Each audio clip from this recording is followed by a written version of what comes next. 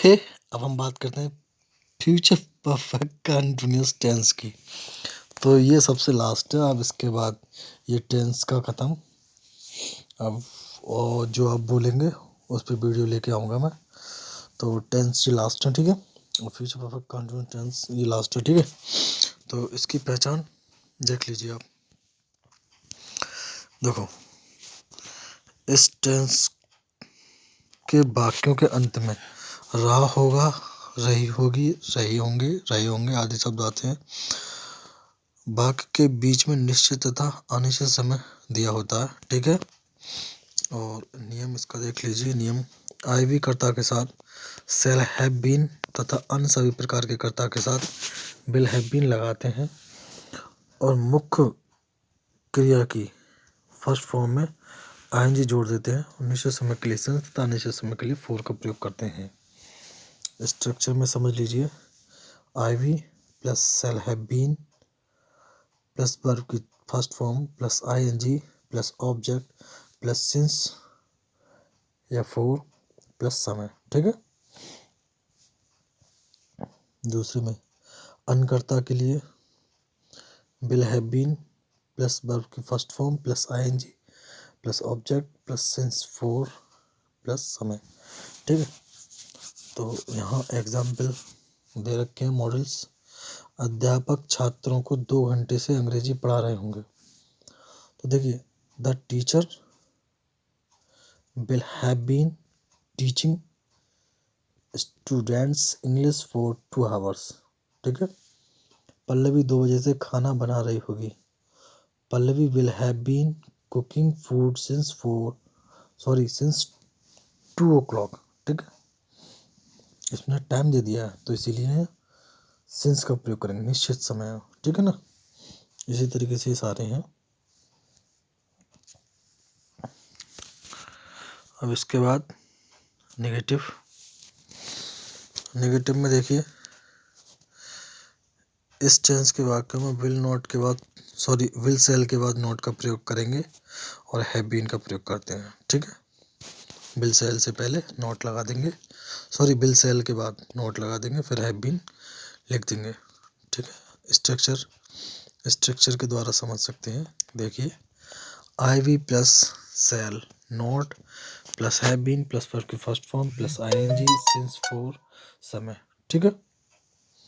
और दूसरा शेष कर्ता विल नॉट, ठीक है। शेष कर्ता आगे जैसे ही सी इट है, नेम है, तो वहाँ पर हम will not have been plus verb की फर्स्ट फॉर्म में ING plus since four plus समय, ठीक है। तो देखिए, जैसे हम यहाँ बता देते हैं, तुम हमारा 2 घंटे से इंतजार नहीं कर रहे होंगे, ठीक है ना। तो ये निश्चित समय नहीं है यहाँ पे, ठीक है। 2 घंटे हैं, 2 घंटे से कम भी और ज़्यादा भी हो सकता है। तो you will not have been waiting us for 2 hours, understand. फिर वह प्रातः से धूप नहीं सेक रही होगी। तो she will not have been walking in the sun since morning, okay. इसी प्रकार से माता जी 2 वर्ष से मेरे साथ यहाँ नहीं रह रही होंगी।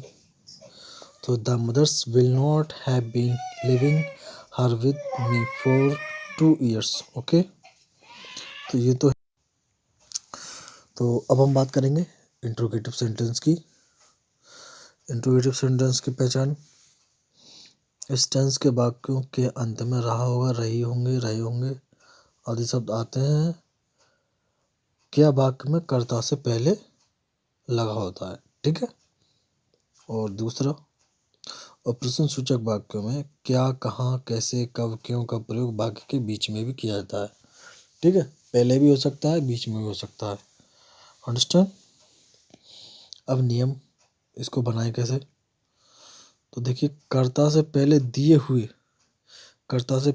हुए क्या की अंग्रेजी वर्ड नहीं लगाते हैं, अपितु कर्ता से पहले विल का प्रयोग करते हैं, ठीक है।